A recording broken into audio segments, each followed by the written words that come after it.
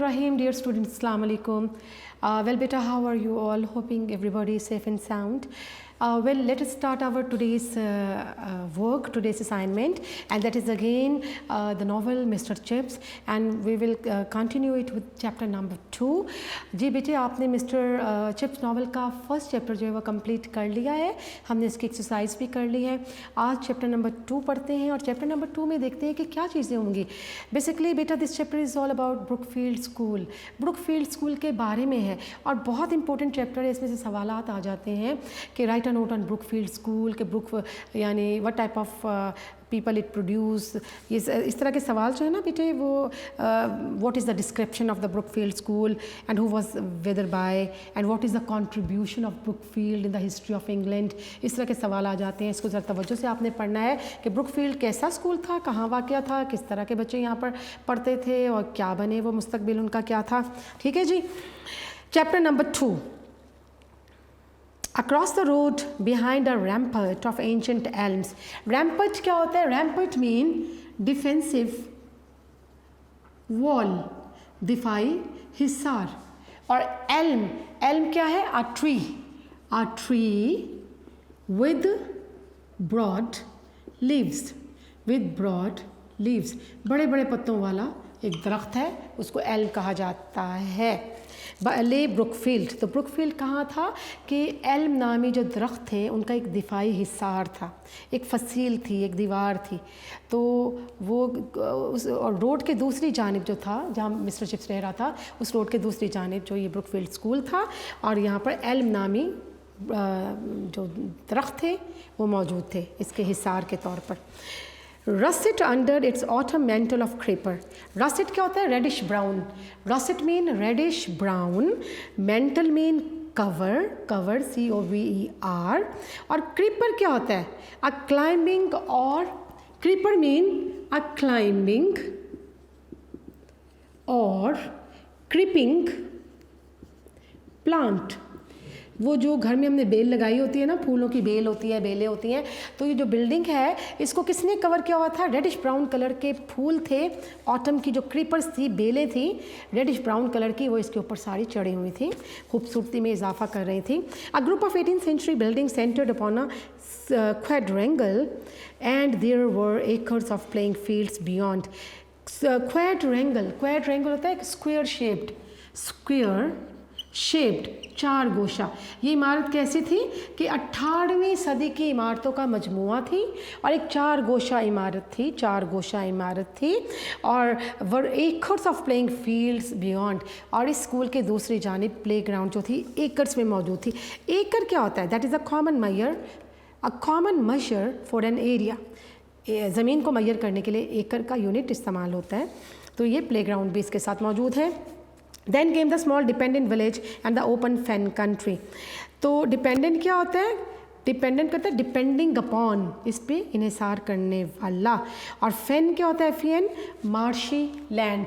फेन means marshy land.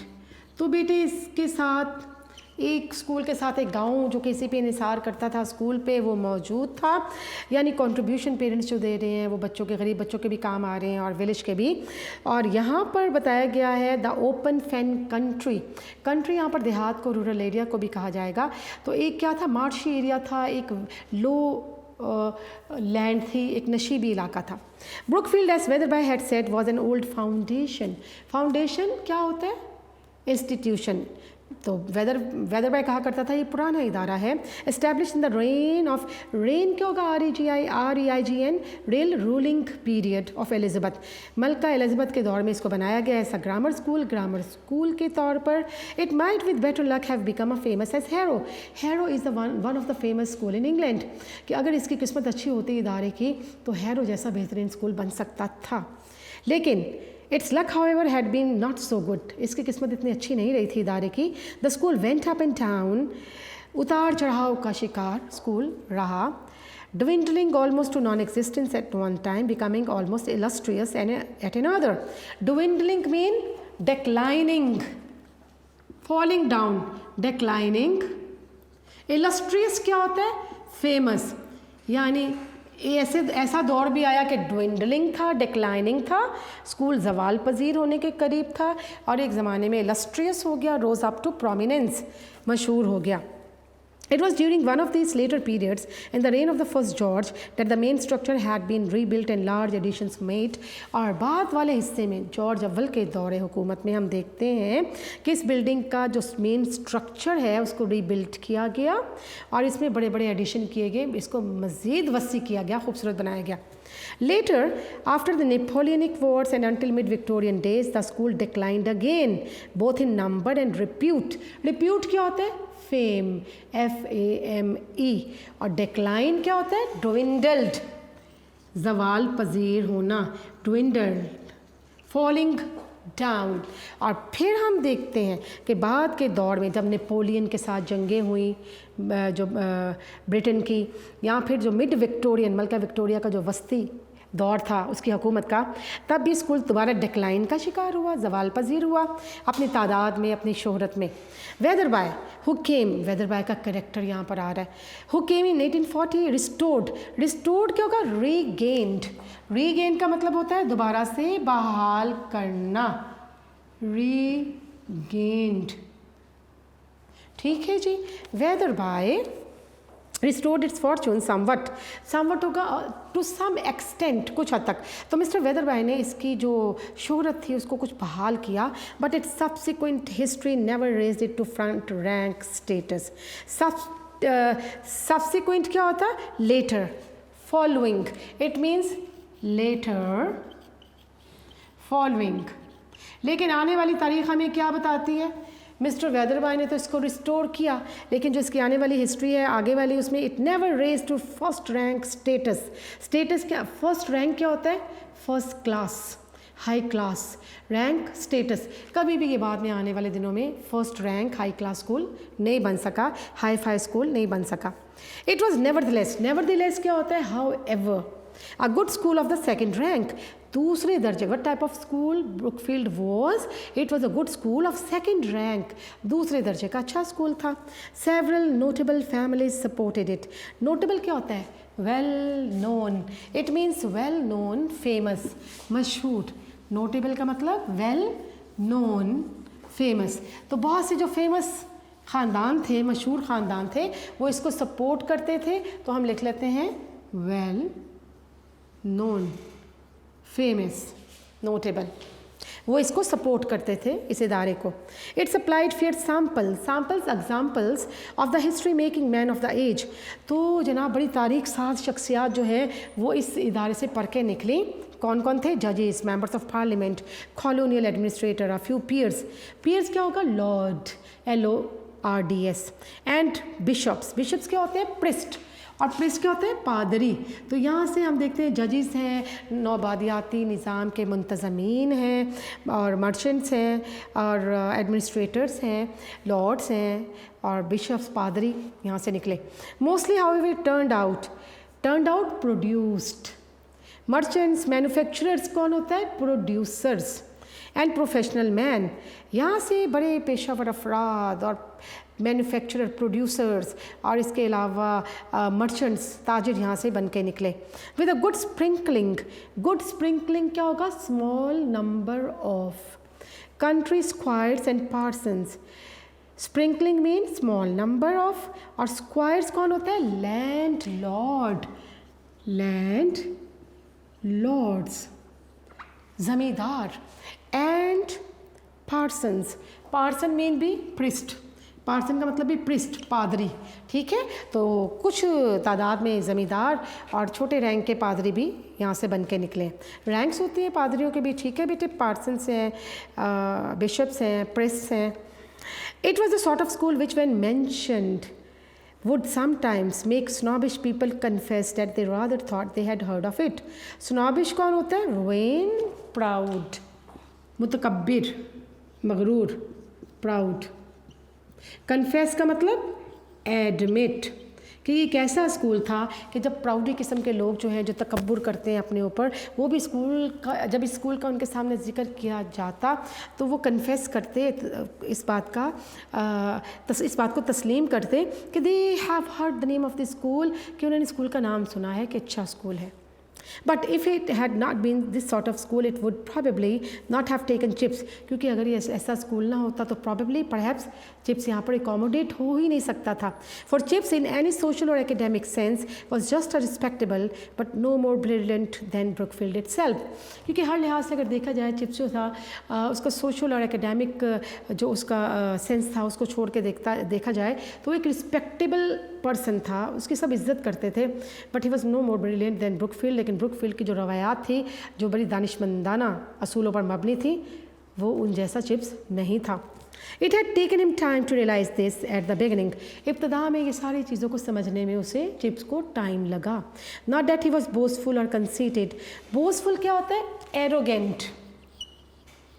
Arrogant, ARROGANT. और conceited का मतलब वेन. वेन का मतलब भी गरूर करने वाला, मुतकब्बिर.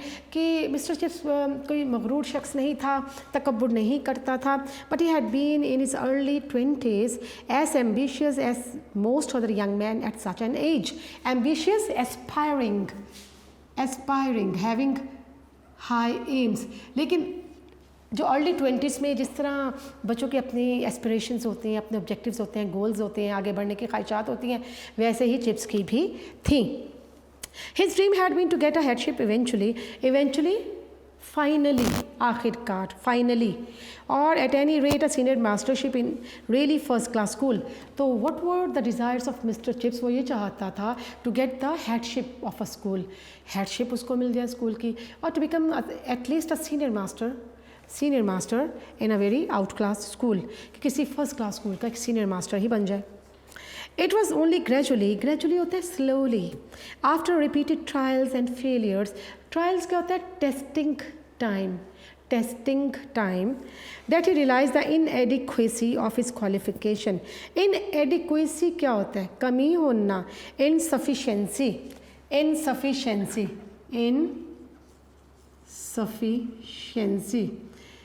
लेकिन क्या है कि उसने अपनी जो कमी थी, अपने अंदर कोताहियाँ, अपनी कमियाँ जो हैं, मुसलसल रिपीटेड जो उसके ट्रायल्स थे, ज़िंदगी के फेलियर्स थी, नाकामियाँ थी, उससे उसने अपनी कमियों को, अपनी क्वालिफ़िकेशंस में, अपनी चीज़ों में जो कमी, एबिलिटीज़ में जो कमी थी, उसको पहचान लिया. क्या कमी थी, क्या इनएडिक्वेसी थी? What was the inadequacy of mister chips? देखें, हिज डिग्री फॉर इंस्टेंस क्या होगा? For example was not particularly good. कि जो डिग्री उसने हासिल की थी बहुत आउट क्लास नहीं थी, बहुत अच्छे नंबर नहीं थे उसमें. एंड हिज डिसिप्लिन दो good enough and improving was not absolutely reliable under all condition. Reliable क्या होगा? डिपेंडेबल. और उसका जो डिसिप्लिन था, उसका जो नज़्म ज़ब्त था, अगरचे वो इम्प्रूव कर रहा था, बेहतर हो रहा था, लेकिन मुख्तलिफ हालात में उस पर इन्हिसार नहीं किया जा सकता था डिसिप्लिन के हवाले से. He had no private means, उसके कोई ज़ाती ताल्लुकात नहीं थे. एंड नो फैमिली कनेक्शंस क्या होता है? रिलेशंस. और कोई ख़ानदानी ताल्लुकात भी नहीं थे कि वो आगे बढ़ने के चांसेस उसके लिए बनते. ठीक है जी. ऑफ एनी इम्पोर्टेंस, किसी ख़ास किस्म के ताल्लुकात नहीं थे. तो what was the inadequacy of mister Chips? His degree was not reliable, और you can say his degree was not particularly good, and his discipline though it was improving but it was not reliable in all the circumstances. Similarly he had no private means, he had no private connections और relations of any importance. Important सवाल है बेटे ये कि उसमें कमी क्या क्या थी. अच्छा, about 1880 after he had been at Brookfield decade होता है 10 years. 1880 में जब वो ब्रुकफील्ड में 10 साल गुजार चुका, he began to recognise that the odds were heavily. Odds होता है सर्कमस्टेंसेस, चांसेस, इम्कानात, chances were heavily against his being able to better himself by moving elsewhere. जब 10 साल वो गुजार चुका तो उसको ये ख्याल आया कि हालात उसके मुनाफी हैं, उसके बरक्स हैं. मुश्किलात ऐसी होंगी उसे कि कोई अपने आप को बेहतर करने के लिए अब कहीं और मूव करना उसके लिए मुश्किलात का बाइस बनेगा. यानी जहाँ वो है वहीं काम करे, कहीं और मूव करना, कहीं और अपने आप को बेटर करने के लिए मूव करना उसके लिए मुश्किलात का बाइस हो सकता है. But about that time also the possibility chances इम्कानात. ठीक है, possibility mean chances. Well, beta, but about that time also, the possibility of staying where he was began to feel a comfortable niche in his mind. Niche mean corner, corner, corner, place. लेकिन उस वक्त तक ये possibility, उसके ये इम्कानात, ये बात उसके जहन के किसी कोने में बस चुकी थी कि वो जहाँ है उसको वहीं रहना चाहिए, वहीं वो कंफर्टेबल है, यानी उसे ब्रुकफील्ड में ही रहना चाहिए and not at any other place. अब देखते हैं आगे. एट 40 साल की उम्र में ही वॉज रूटेड क्या होता है? Established. Rooted mean established.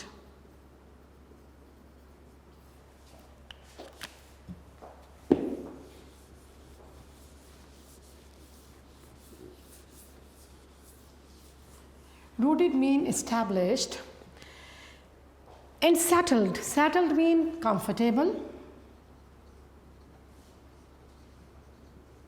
well adjusted.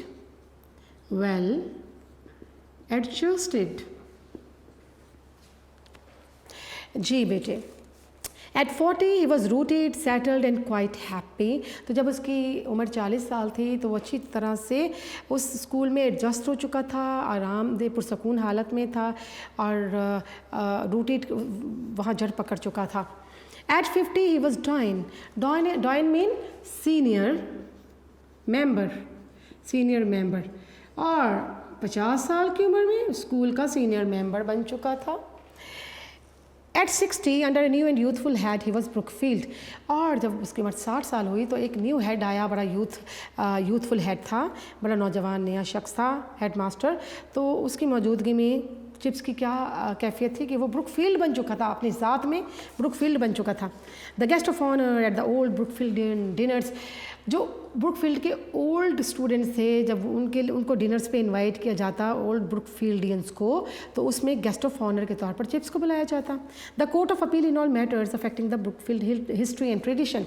कोई भी ऐसा मामला जो ब्रुकफील्ड की तारीख को मुतासिर कर सकता था, रिवायात को मुतासिर कर सकता था, तो उसमें इसको कोर्ट ऑफ अपील यानी फाइनल डिसीजन चिप्स का लिया जाता था. एंड इन 1913, बड़ा इंपॉर्टेंट सवाल है, when did he get retirement, कब रिटायर हुआ? इन 1913 में. When he turn 65 he retired, was presented with a cheque and writing desk and a clock. तो 1913 में जब वो रिटायर हुआ तो उसको क्या चीज़ें तोहफे में दी गई? एक चेक दिया गया, एक राइटिंग डेस्क दिया गया, एक क्लॉक दिया गया. तो he got retirement in 1913 and he was presented with a check, a writing table and a clock. बहुत इंपॉर्टेंट सवाल है. And went across the road to live at Mrs Wickett. और सड़क के दूसरी जानिब मिसेज विकेट के यहाँ रहने चला गया. A decent career. डिसेंट क्या होगा? Fine, nice. Decently closed. उसका बड़ा ही आला करियर जो था, जो शोभा उसका जो ये तमाम करियर था, तमाम दौरानिया था उसकी जॉब का, वो बड़े अच्छे तरीके से ख़त्म हो गया. 3 cheers for old chips. 3 cheers के hip hip hurrah, hip hip hurrah. तो उसके लिए 3 नारे लगाए गए. They all shouted at that uproarious end of term dinner. Uproarious होगा noisy, NOISY, पुरशोर, शोर से भरपूर जो एंड ऑफ टर्म डिनर था उसमें मिस्टर चिप्स के लिए नारा हाय तहसीन बुलंद किया गया. 3 cheers indeed. और ये वाकई 3 नारे थे बेहतरीन. But there was more to come. लेकिन अभी तो और कुछ, बहुत कुछ आना था आने वाले वक्त में.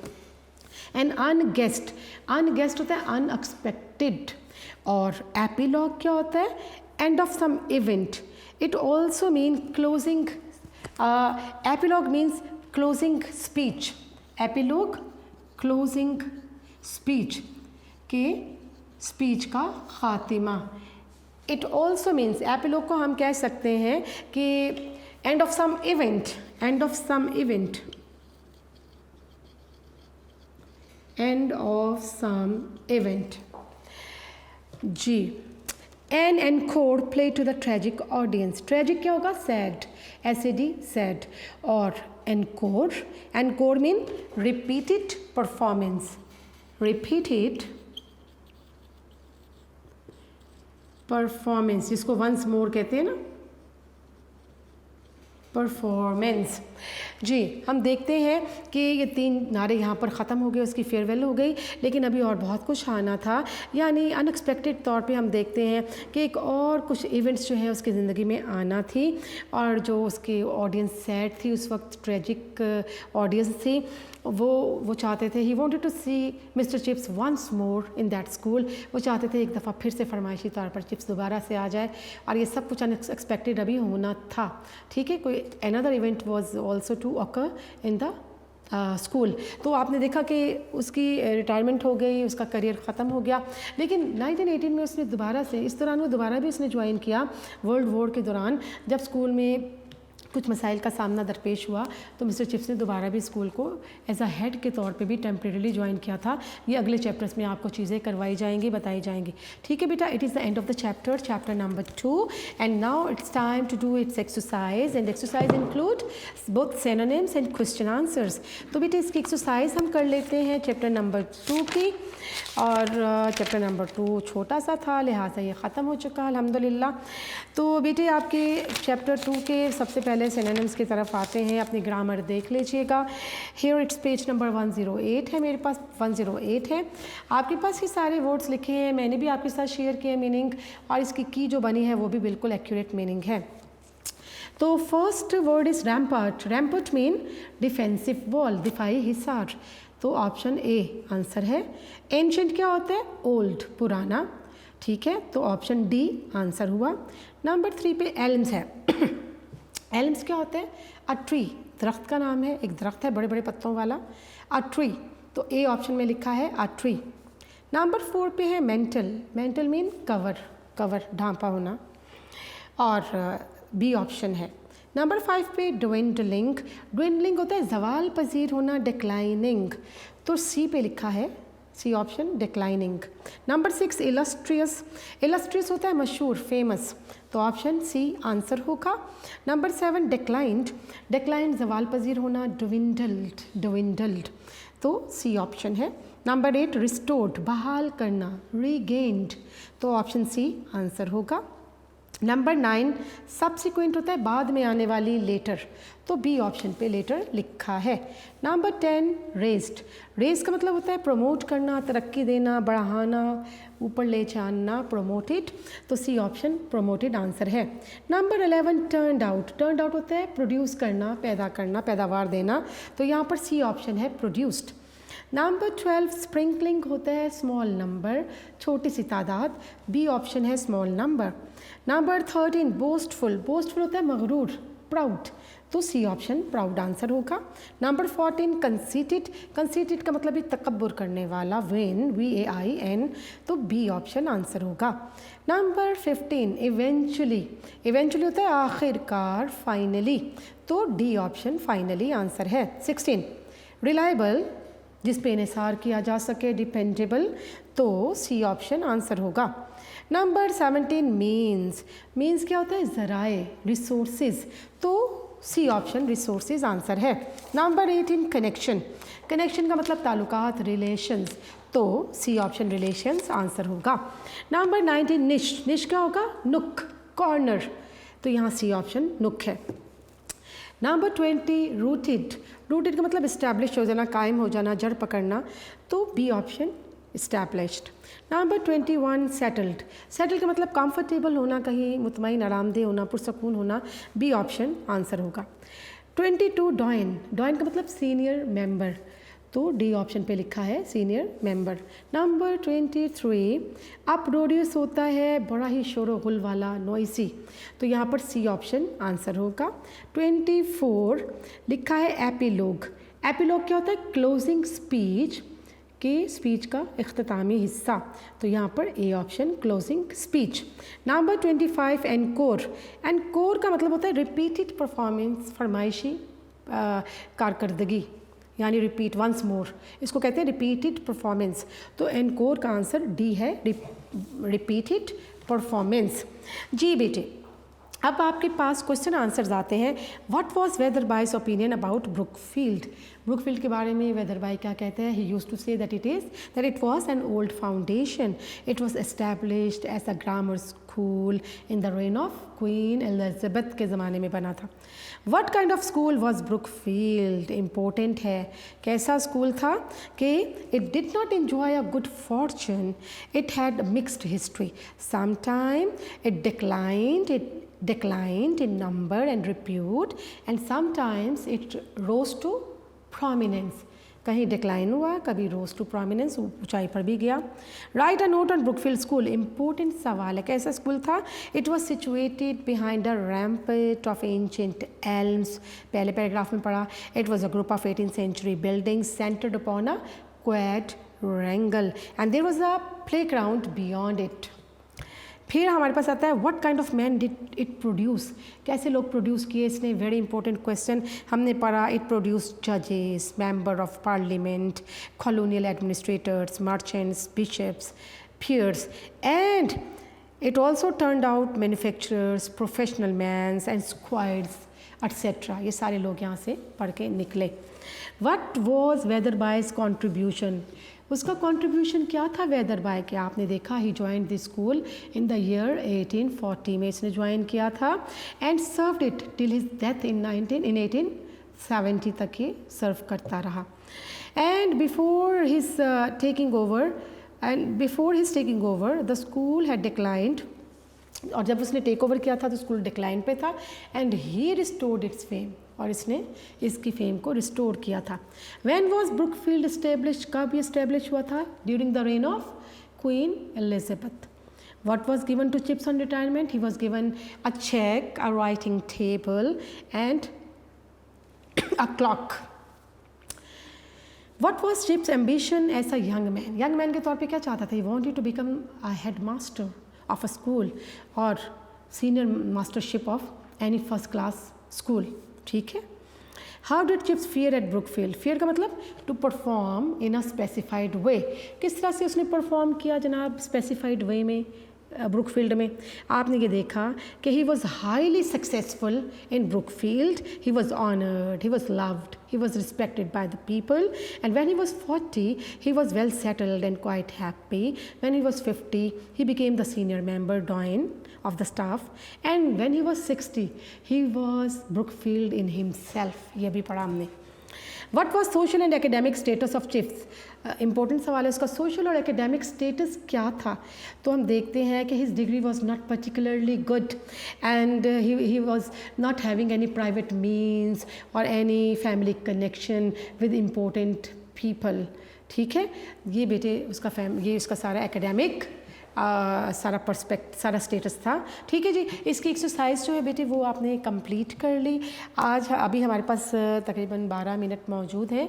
थोड़ा सा काम बेटा हमें और जाना है आगे की तरफ। एक सेकंड चैप्टर आज हुआ, बहुत मुख्तसर छोटा सा था। वर्ड मीनिंग मैंने आपके साथ शेयर किए बोर्ड पे, यहाँ सिनोनिम्स भी पढ़े, क्वेश्चन आंसर्स भी पढ़ लिए, और जिन क्वेश्चन के आगे बोर्ड लिखा है बेटे उनको फोकस करना है, उनको बहुत तवज्जो देना है, क्योंकि बोर्ड पॉइंट ऑफ व्यू से बहुत मोस्ट इंपॉर्टेंट क्वेश्चन है, की क्वेश्चन हैं। समझ गए बेटे? अब बात करते हैं थोड़ी सी फ्रेजल वर्ब्स की।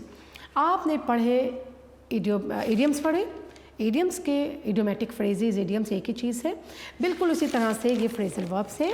इडियम्स का चैप्टर जैसे ख़त्म होता है उसके बाद से फ्रेजल वर्ब शुरू हो जाते हैं, और फ्रेजल वर्ब्स की भी क्या है कि मुख्तलिफ वर्ब्स हैं और ये आपके पास अल्फ़ाबेटिक ऑर्डर में मौजूद हैं। उनके साथ मुख्तलिफ प्रेपोजिशन एडजस्ट करने से उनका मीनिंग जो है मेटाफोरिकल यानी फिगरेटिव हो जाता है, उनका डिफरेंट मीनिंग जो हो जाता है।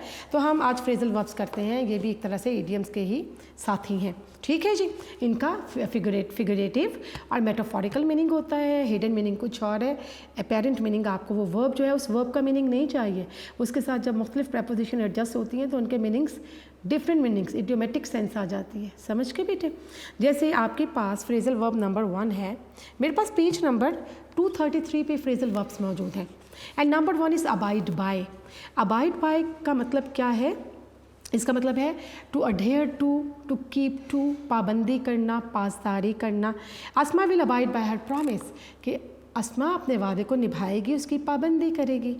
और इसको याद करने का तरीका ये बेटा, जितने 10 याद हो सकें 10 के करीब याद करें, रोज़ाना पढ़ें, इसके मीनिंग को समझें और इसको प्रैक्टिस में लाएं। प्रैक्टिस जितनी करेंगे तो practice will make you perfect. Number 2 आगे ए अल्फ़ाबेटिक में ही है एक्ट।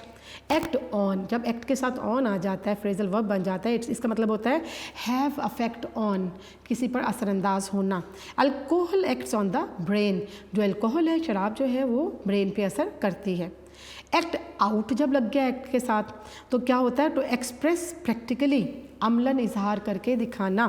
तो जुमला है the teacher gets the students to act out some historic event. Teacher ने स्टूडेंट से कहा कि कुछ तारीख़ी इवेंट्स जो है उसमें अमली तौर पर कुछ इजहार करके दिखाएं। कोई टैबलो टाइप, कुछ ड्रामाज जो अमली तौर पर उसके ऊपर एक्ट करके दिखाएं।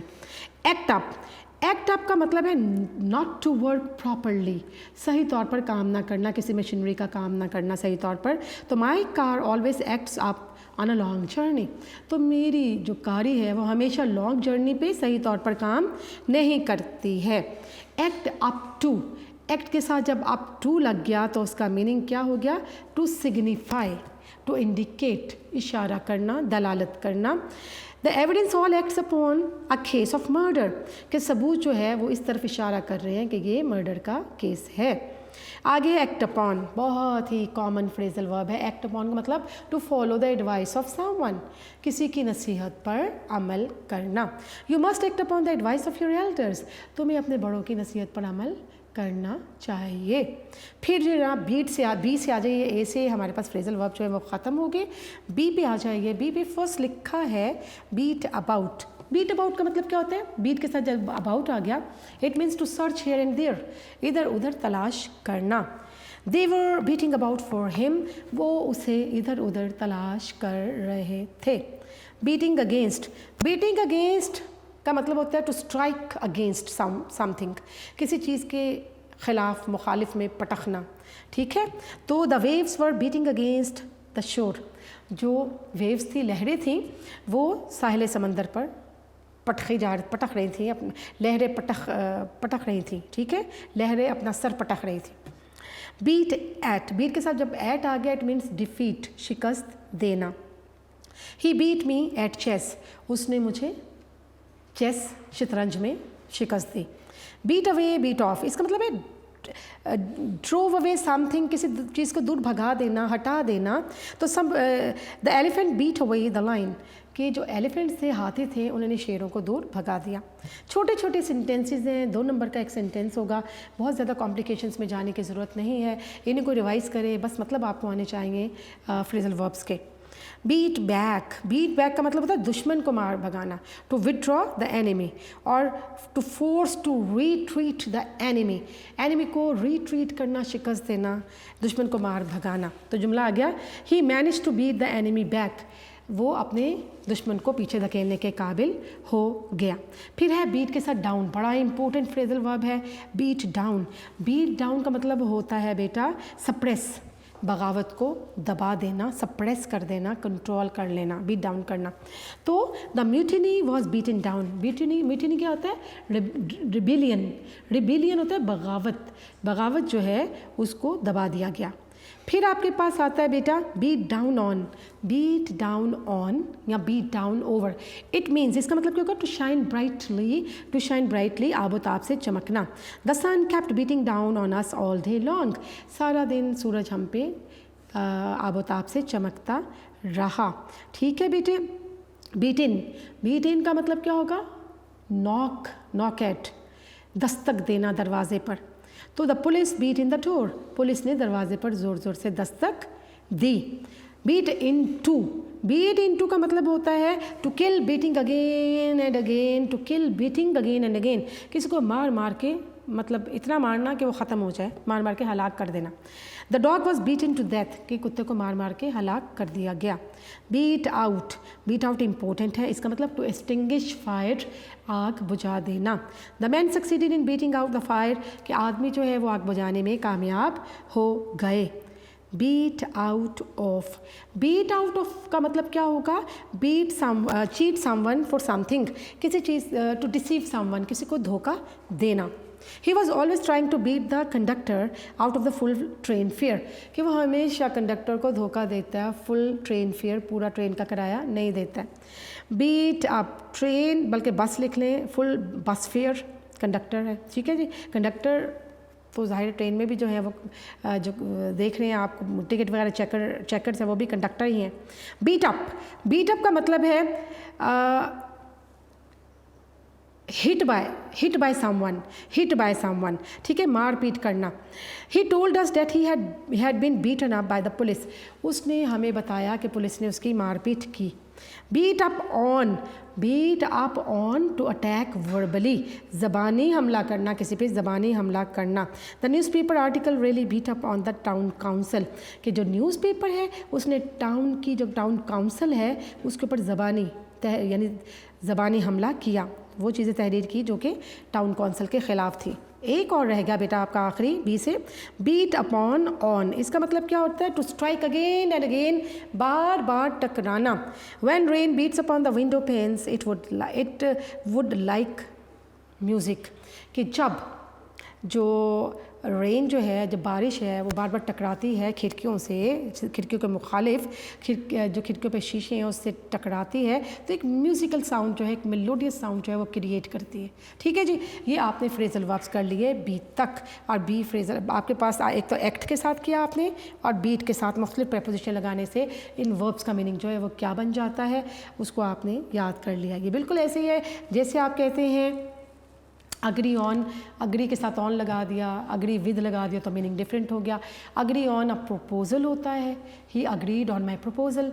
अगर मैं कहती हूँ किसी शख्स के साथ मुत्तफ़िक होना होता है तो अग्रीड विद होता है, he agreed with his friend to go abroad, कि वो अपने दोस्त से मुत्तफ़िक हुआ कि बाहर जाए। ठीक है जी, ये फ्रेजल वर्ब्स भी आपने साथ साथ तैयार करना है जैसे आप इडियम्स करते रहे हो। तो बेटे प्रैक्टिस जो है वो इंग्लिश की साथ साथ करें तो ये आपको चीज़ें याद रहेंगी और आप जो है आपको कोई प्रॉब्लम नहीं होगी, चीज़ें आपकी ग्रिप पे होंगी। इंशाल्लाह नेक्स्ट असाइनमेंट में नेक्स्ट चीज़ें सीखेंगे। थैंक यू वेरी मच बेटा, take care and stay blessed. अल्लाह हाफिज़।